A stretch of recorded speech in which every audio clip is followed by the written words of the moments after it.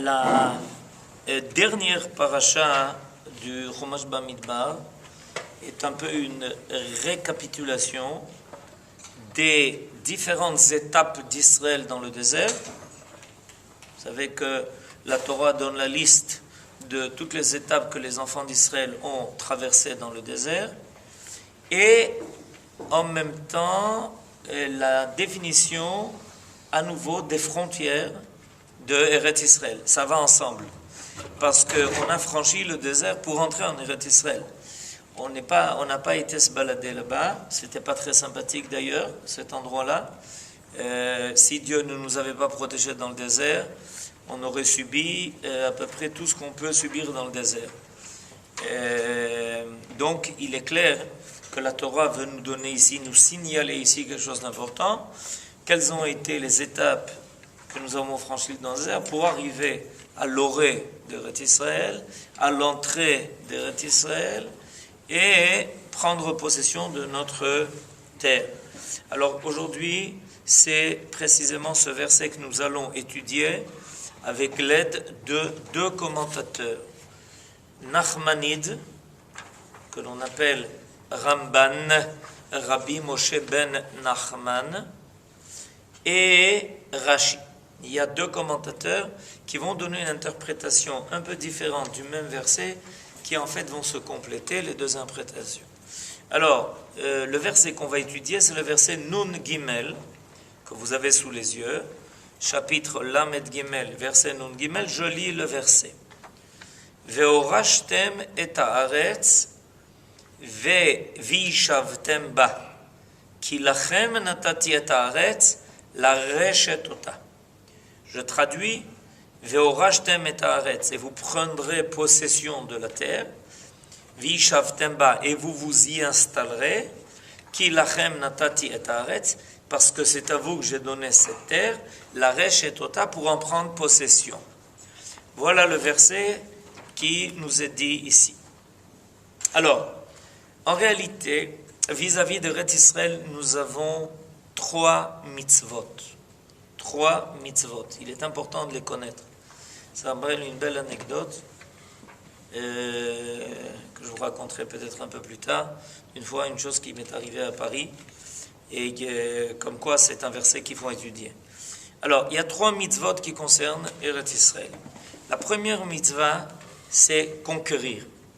C'est ce que nous devions faire après avoir franchi le désert avec Yehoshua à la tête du peuple. Conquérir la tête. Ça s'appelle lehorish en hébreu. Lehorish, ça veut dire prendre possession, conquérir. La deuxième mitzvah que nous avons, c'est Yishuv haaretz. Yishuv haaretz veut dire ne pas laisser la terre abandonnée à elle-même. Nous avons une mitzvah de construire et de cultiver la terre d'Eretz Israël. La troisième mitzvah s'appelle Yeshivat Eretz Israël, c'est-à-dire la mitzvah d'y habiter. Alors je récapitule, il y a trois mitzvot. Les gens ne sont pas toujours conscients de cela, que nous avons vis-à-vis d'Eretz Israël trois mitzvot à accomplir. La conquérir, la construire et y habiter. Chacune de ces mitzvahs est une mitzvah en soi. En réalité, elles sont d'une certaine façon dépendantes l'une de l'autre, puisque a priori la conquérir va nous permettre de la construire, d'y construire et de travailler la terre, et si on a construit des maisons et qu'on a cultivé cette terre, on pourra y habiter. Mais va se poser la question de savoir d'abord, est-ce que effectivement ces trois mitzvot sont dépendantes l'une de l'autre? Par exemple, si quelqu'un d'autre domine la terre, est-ce que nous avons quand même l'obligation d'y habiter? On peut peut-être penser que si la terre n'est pas sous notre tutelle, c'est pas nous qui avons ici la comment dirais-je, la maîtrise, c'est pas nous qui ribonout, on dit en le pouvoir. le pouvoir. Alors peut-être qu'on est dispensé des autres mitzvot. Ou alors, est-ce que pendant, par exemple, les 2000 années où nous n'étions pas là comme possesseurs de la terre, il y avait quand même cette mitzvah de la Shevet Baaretz, ceux qui pouvaient, et beaucoup ont fait l'effort de cela, ils n'ont pas toujours réussi, mais il y en a qui ont réussi, de quand même venir en Eretz Israël, bien que c'était sous domination byzantine, etc. Vous connaissez un peu l'histoire, y compris domination turque et domination britannique. Est-ce qu'il y avait quand même une mitzvah d'y habiter? Alors, ça c'est une question qui a été débattue par les poskim. Et cette question-là, c'est une question qui est importante. Aujourd'hui, grâce à Dieu, de nos jours, on peut d'un seul coup réaliser les 3 mitzvot, puisque nous prenons possession de la terre, que nous pouvons la construire et que nous pouvons y habiter. Alors, on va commencer par le commentaire du Ramban que vous avez en bas à droite, Nachmanide. Regardez, Ramban, Nachmanide à droite, verset Nun Gimel. Est-ce que vous avez trouvé le Ramban à droite, Nun Gimel? C'est à peu près au milieu du Ramban. Est-ce que vous avez trouvé sur votre droite, la droite de la feuille, Ramban, Nun Gimel? C'est à peu près au premier tiers du Ramban. Vous avez trouvé. Alors je lis. Ve'orashtem et haaretz. Donc le Ramban reprend le verset. Vishavtem ba, ki lachem natati et haaretz lareshet ota. Alors dès le départ, le Ramban dit la chose suivante. Hal da'ati. Ça veut dire selon mon opinion. Zo mitzvah taseh hi. Il y a là une des obligations de la Torah. Ça fait partie des 248 mitzvot assez. Nous avons reçu 365 interdits et 248 mitzvot positives. Selon Nachmanide, il est connu pour cela. Ça fait partie, il y a là une des 248 mitzvot positives. Laquelle? Al-dati zo mitzvah taseh hi. Yetzave otam. Akadosh Baruch Hu leur a ordonné sheyeshvu ba'aretz, qu'ils s'installent sur la terre. Veyirshu ota, et qu'ils en prennent possession. Ki hu netana lahem, parce que c'est Dieu qui leur a donné. Velo yimasu benachalat Hashem, et qu'ils ne dénigrent pas l'héritage que Dieu leur a donné. Veilu ya'ale al da'atam, et si les enfants d'Israël avaient eu la malheureuse idée, la lechet velichbosh eretz shin'ar o eretz ashur vezulatan, s'ils avaient eu la malheureuse idée d'aller conquérir une autre terre, disant, Akadosh Baruch Hu nous a donné la terre d'Israël facultative. On a décidé de changer de direction. Au lieu de conquérir en sortant d'Égypte et d'Israël, on a décidé qu'on préférait aller s'installer en Syrie parce qu'il y a là-bas beaucoup de sources, il y a beaucoup de trucs, ou Eretz Shinar dans le nord, etc., ou Eretz Ashur. Ken Veleitiachev Sham, et de s'installer là-bas. Ya'avru al mitzvat Hashem. Dit Nachmanide, si les enfants d'Israël avaient eu cette idée, ils auraient outrepassé une des mitzvot que Akadosh Baruch Hu a donné. Uma sheifligu rabotenu b'mitzvat hayeshiva be'eretz Israël. Vesheasur latzet mimena. Ce que nos sages ont tellement donné d'importance à cette mitzvah d'habiter en Eretz Israël, et qu'il est interdit d'en sortir. Par exemple, on sait tous qu'à cause de cela, Elimelech et Machlon et Kilion sont morts. dans le pays de Moab. Pourquoi? Parce qu'ils ont quitté Eretz Israël. La raison était qu'à ce moment-là, il y avait la famine, et ils ont quitté Eretz Israël pour aller vivre en Moab. C'est comme ça que commence la Megillat Ruth que l'on a lue à Shavuot, c'est qu'ils ont été punis de cela. C'est-à-dire que ce n'est pas simplement des mots, ça se réalise dans les faits. Okay? Alors, dit Nachmani, dit le Ramban, donc vous entendez bien que selon Nachmanide, il y a une mitzvah d'habiter Eretz Israël, de s'y installer, d'y être. וידונו כמורדת האישה שאינה רוצה לעלות עם בעלה לארץ ישראל וכן האיש. Et il y a quelque chose de connu, c'est que dans les règles qui lient les conjoints, il est connu que si un des deux conjoints, alors que le couple habite en dehors d'Eretz Israël, un des deux conjoints décide de monter en Eretz Israël, l'autre est tenu de le suivre, et que s'il ne veut pas le suivre, il perd tous ses droits. C'est quelque chose de connu. C'est une halakha qui est marquée dans le Shulchan Aruch pour prouver combien Eretz Israël oblige, décide même de l'avenir de l'individu. Okay? Il rappelle cela. Bekan nitztavinu b'mitzvah zo.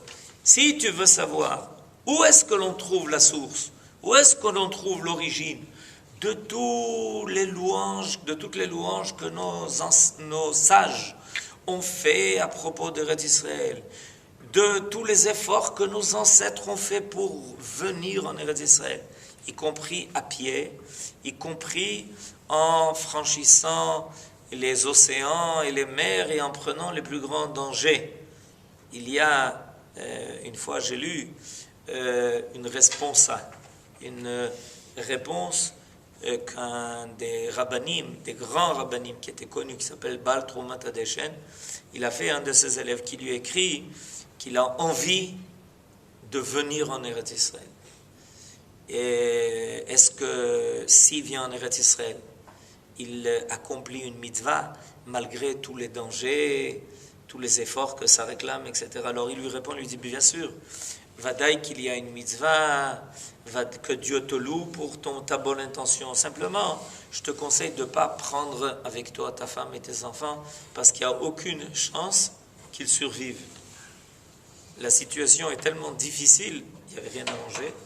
Et puis, celui qui arrivait à franchir tout le chemin pour arriver en Eretz Israël, ce n'était pas Elal, avec où on se plaint que le poulet n'a pas été très bien grillé comme il faut.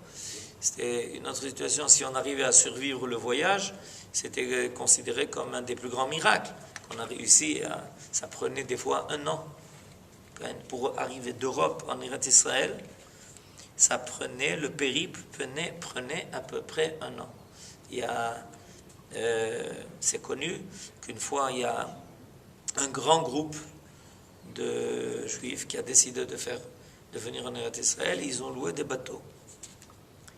Et c'est raconté que pratiquement tous les bateaux ont coulé et que les seuls rescapés, je crois qu'il y a un bateau sur une centaine d'embarcations qui a réussi à survivre, ou à peu près comme ça, ils ont réussi à rejoindre le rivage de la Turquie. Et là-bas, les communautés racontent comment elles ont accueilli ces naufragés qui, malheureusement, se sont retrouvés jetés dans la mer. Et c'était des périples extraordinaires d'arriver en Eretz Israël. Toujours est-il que, dit Nachmanide, dit que tout ce que l'on a entendu parler, combien c'est important d'habiter en Eretz Israël, et qu'est-ce que cette terre donne, et qu'est-ce qu'elle apporte, et quelles sont ses sgoulottes, et quelle est sa force, etc. Tout ça, dit Nachmanide, c'est dans le verset de notre paracha. Alors c'est quand même important qu'on le sache, qu'on est arrivé à la paracha de la Torah, où se trouve l'origine de cette mitzvah, dit Nachmanide. Ken? Bekan nitztavinu ba mitzvah zo. C'est là qu'on a reçu cette mitzvah-là. Qui a katuv ze hi mitzvah taseh. Parce que ce verset-là est une mitzvah assez. Veyarzir a mitzvah azo bimkomot rabim. Et sache une chose, c'est que la Torah va revenir sur cette mitzvah à de nombreux endroits. C'est-à-dire qu'il y a comme ça, vous savez, dans la Torah, des mitzvot qui sont rappelés, la même mitzvah, sont rappelés un certain nombre de fois. Il y a des mitzvot qui ont comme ça du mazal. Akadosh Baruch Hu parle plusieurs fois de la même mitzvah. Par contre, il y a des mitzvot, Bekoshi, elles apparaissent en un mot. Et tout ça, ça demande une étude. Pourquoi est-ce que il y a des mitzvot qui reçoivent une place tellement importante dans la Torah où Akadosh Baruch Hu revient sur la mitzvah et revient sur la mitzvah et répète la mitzvah et répète la mitzvah, et que par contre il y a des mitzvot, un demi-mot, Bekoshi, c'est raconté. Par exemple, Basar vechalav 3 fois, il y a marqué Lo tevashel gedi bechalev imo. 3 fois, par exemple. 3 fois est marqué le verset Lo tevashel gedi bechalev imo. 3 fois. On a compris. Par contre, l'obligation de faire la shrita, tout le monde sait que la viande cachère, c'est une viande où on a fait la bête la shrita. C'est pas marqué en clair dans la Torah. C'est même pas marqué en clair. On apprend ça d'un mot qu'il faut faire la shrita. Des fois, on est surpris quand on entend des choses pareilles. On dit mais on entend dit Lo tevashel gedi bachalev imo. On a compris. Non, 3 fois il faut que je te le dise. Ça commence à la parachute du Mishpatim et ça continue. Et ensuite, encore 2 autres endroits. Alors dit le Ramban, regarde, il nous cite même la source ici. Tu vas retrouver à nouveau cette mitzvah concernant l'obligation d'habiter en Eretz Israël. Ça s'appelle Yeshivat Haaretz. Je vous rappelle qu'il y a 3 mitzvot. Les Horish, les Yashev. C'est pour ça que on appelle les endroits où les Juifs habitent Yishuvim. Yishuv, c'est parce qu'ils font la mitzvah de Yishuv Haaretz. Donc ça s'appelle Yishuvim. Ils font la mitzvah de Yishuv Haaretz. Et la 3e mitzvah, c'est Yeshivat Haaretz. Parce qu'on peut construire un Yishuv et aller habiter ailleurs. Donc il y a 3 mitzvot. Alors ici, nous dit le Ramban Nachmanide que se trouve ici donc l'origine de cette mitzvah, de mitzvah Yeshivat Haaretz, l'obligation d'habiter en Eretz Israël. Et là, il amène Rashi. Aval Rashi. Vous voyez la suite? Aval Rashi. Piresh, ve'orashtem et haaretz. Et vous conquérirez cette terre, ve'orashtem otam yoshvea. Vous devez prendre possession de cette terre et la prendre de ceux qui habitaient avant. Az vishavtem ba, tochlu litkayem ba. Ve'im lav, lo tochlu litkayem ba. Rashi a compris différemment le verset. Rashi a compris que le début du verset est une mitzvah, la suite du verset est une promesse. La suite du verset est une promesse. Là où Ramban a vu une mitzvah, Rashi a vu une promesse. Regardez, reprenons le verset Nun Gimel, vous allez comprendre tout de suite. Quelle est la machloket qui est apparue entre Ramban et Rashi? Très intéressant.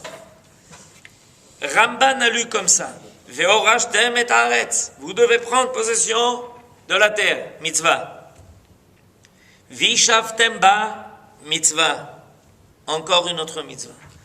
La mitzvah de s'y installer. Rashi l'a compris comme ça. Ve'orashtem et haaretz, mitzvah. V'ishavtem ba, alors moi, je vous donnerai la possibilité d'y habiter, c'est une promesse. C'est comme ça que Rashi a compris. Où est-ce qu'on voit ce Rashi? Là, vous l'avez. Regardez Rashi en haut à gauche.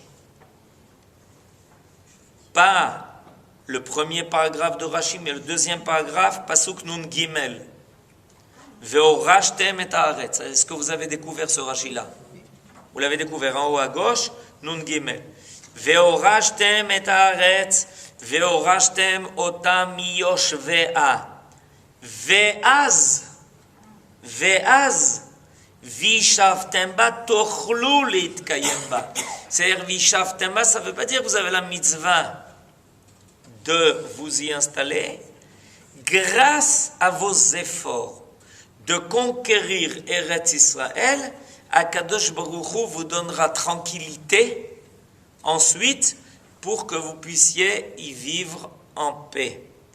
Ve'im lav lo tochlu litkayem ba. Rashi voit ici une condition sine qua non. Si vous accomplissez la mitzvah de conquérir Eretz Israël, Akadosh Baruch Hu s'occupe du reste. Si vous prenez possession de la terre, Akadosh Baruch Hu s'occupe du reste. Ne vous inquiétez pas, vous aurez tout ce qu'il faut pour y vivre. Vous serez tranquille. Personne ne vous dérangera. Vishavtem ba, vous y serez installé en paix. Mais si vous n'accomplissez pas la mitzvah de conquérir Israël comme il faut, alors vous ne serez pas en paix.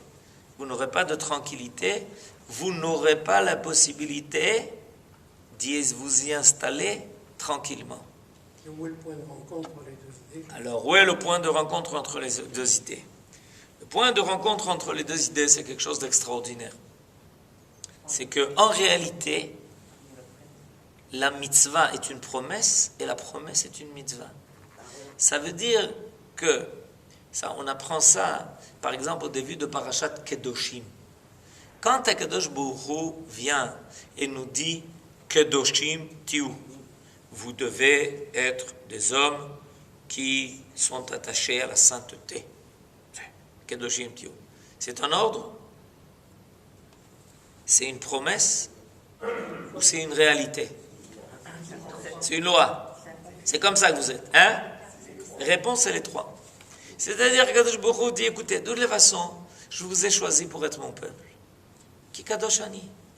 À partir du moment où je vous ai créé pour être mon peuple, c'est clair que vous allez être Kedoshim. Maintenant, participez. Soyez associés. Participez activement. N'attendez pas que ça vous arrive par des moyens détournés. Soyez Kedoshim. Je vais vous expliquer comment on va être Kedoshim. Et à Kadosh Baruch Hu commence dans les parachiotes de Kedoshim, on nous explique comment on rejoint la Kedusha. Mais on ne peut pas y échapper à cela. On peut y échapper au niveau individuel. On ne peut pas y échapper au niveau collectif. Impossible. Au niveau collectif, le Ham Israël ne peut pas échapper à la Kedusha. Ki kadosh ata ukdoshim, on le dit dans le Shmoneh Esrei tous les jours. Ukdoshim bechol yom yalelu chasela. Ata, ne vous priez pas tous les jours. Ata kadosh, veshimcha kadosh, ukdoshim bechol yom yalelu chasela. C'est-à-dire, de toutes les façons, c'est votre devenir. De toutes les façons, vous appartenez à cela. Maintenant, vous avez le mérite, au niveau individuel, d'assumer ce que vous devez être. Le fruit que l'on cueille, c'est quand on assume ce que l'on doit être. Alors, on peut dire que à ce niveau-là, finalement, le Ramban et Rashi se rejoignent. Selon Rashi, une chose dépend de l'autre.